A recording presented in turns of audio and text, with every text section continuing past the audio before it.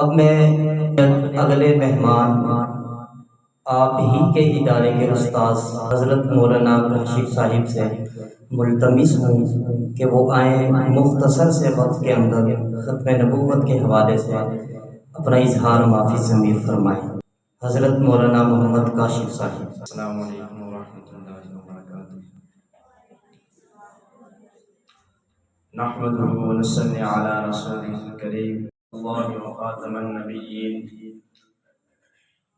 صدق اللہ العظیم وقال النبی صلی اللہ علیہ وسلم انه سيكون في امتی كذابون ثلاثون كلهم يزعم انه نبی وَأَنَا خَاتَمُ النَّبِيِّينَ لَا نَبِيَّ بَعْدِي او کما قال علیہ الصلوۃ والسلام۔ میرے واجب الاحترام علماء کرام اور عزیز طلباء، آپ حضرات کے سامنے عقیدہ ختم نبوت کے حوالے سے کچھ باتیں عرض کرنی ہیں۔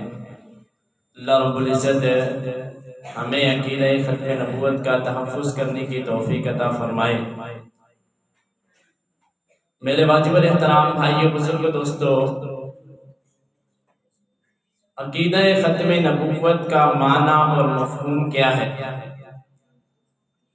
کہ اللہ رب العزت کی ذات نے جس سلسلہ نبوت کی ابتدا سیدنا آدم علیہ السلام سے شروع فرمائی، اس کی انتہا امام الانبیاء خاتم النبیین حضرت محمد مصطفیٰ صلی اللہ علیہ وسلم پر فرما دی۔ آپ علیہ السلام اللہ کے آخری محبوب پیغمبر ہیں۔ آپ علیہ السلام کے بعد اب کسی بھی قسم کا کوئی نیا نبی پیدا نہیں ہوگا۔ اس عقیدے کو دین اسلام کے اندر عقیدہ ختم نبوت کہا جاتا ہے۔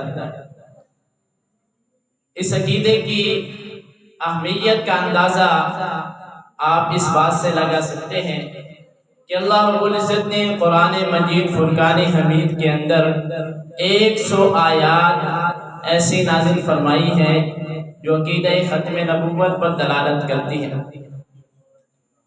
اور اسی طرح امام الانبیاء صلی اللہ علیہ وسلم کی 210 احادیث متواترہ وہ اس بات پر دلالت کرتی ہیں کہ آپ علیہ السلام اللہ کے آخری نبی ہیں۔ آپ کے بعد اب کسی قسم کا کوئی نبی پیدا نہیں ہوگا۔ اسی طرح عقیدہ ختم نبوت کی اہمیت کا اندازہ آپ اس بات سے لگا سکتے ہیں کہ اس امت کا سب سے پہلا اجماع، کہ ساری امت اس بات پر متفق ہو گئی، وہ عقیدہ ختم نبوت ہے۔ سیدنا صدیق اکبر رضی اللہ تعالیٰ عنہ کے دور خلافت کے اندر اس بات پر اجماع ہوا، اور عقیدہ ختم نبوت کی اہمیت کا اندازہ آپ اس بات سے لگا سکتے ہیں کہ دین اسلام کی سربلندی کے لیے، اعلاء کلمت اللہ کے لیے اللہ کے محبوب صلی اللہ علیہ وسلم اور صحابہ کرام نے جتنی بھی جنگیں لڑی ہیں، ان میں شہید ہونے والے صحابہ کرام کی تعداد کل 259 ہے۔ جس وقت عقیدہ ختم نبوت کے تحفظ کی باری آئی ہے تو سیدنا صدیق اکبر رضی اللہ تعالیٰ عنہ کے دور خلافت کے اندر مسیلمہ کذاب کے خلاف یمامہ کے میدان میں لڑی جانے والی پہلی جنگ، اس کے اندر 1200 صحابہ کرام اور تابعین نے جام شہادت نوش فرمایا۔ تو میرے واجب الاحترام بھائیو، بزرگو، دوستو، اللہ تعالیٰ قرآن مجید کے اندر ارشاد فرماتے ہیں ما کان محمد ابا احد من رجالکم ولکن رسول اللہ وخاتم النبیین، کہ محمد صلی اللہ علیہ وسلم تمہارے مردوں میں سے کسی کے باپ نہیں، ولکن رسول اللہ، لیکن وہ اللہ کے رسول ہیں، وخاتم النبیین، اور خاتم النبیین ہیں۔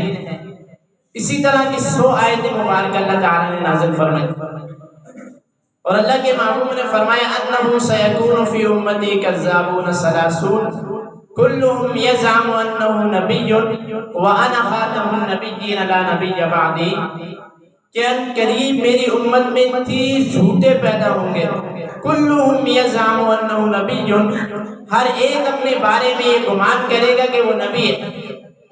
فرمایا انا خاتم النبیین لا نبی بعدی، تم آگاہ ہو جاؤ میں آخری نبی ہوں، میرے بعد کوئی نبی نہیں آئے گا۔ تو بہت سارے لوگوں نے جو ہے نبوت کا دعویٰ کیا، ایمان والوں نے انہیں جہنم واصل کیا۔ تو پچھلی صدی کے اندر ہندوستان کے اندر ضلع گرداسپور، اس کا گاؤں ہے قادیان، اس کے اندر ایک شخص پیدا ہوا مرزا غلام احمد قادیانی، اس نے بھی نبوت کا دعویٰ کیا اور وہ بھی جہنم واصل ہو گیا، لیکن اس کے ماننے والے ابھی تک جو ہے اس کے باطل فرقوں کو لے کر اس کی محنت کر رہے۔ حالانکہ پاکستان کے آئین کے اندر 7 ستمبر 1974 کو انہیں غیر مسلم اقلیت قرار دے دیا گیا، لیکن وہ اس کے باوجود بھی اپنے باطل فرقے کی محنت کر رہے۔ تو ہم نے جو ہے عقیدہ ختم نبوت کا تحفظ، جو ہمارا دین ہے اس کا تحفظ ہم نے کرنا ہے۔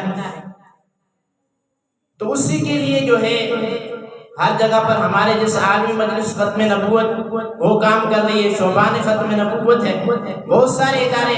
اسی طرح ہمارے اس علاقے کے اندر ہمارے دوست احباب نے، علماء کرام نے یونٹ بنایا ہے کارکنان خدام ختم نبوت، تو اس حوالے سے کام کر رہا ہے بھئی، اس لیے ہم سب نے بھی اس کام کو کرنا ہے۔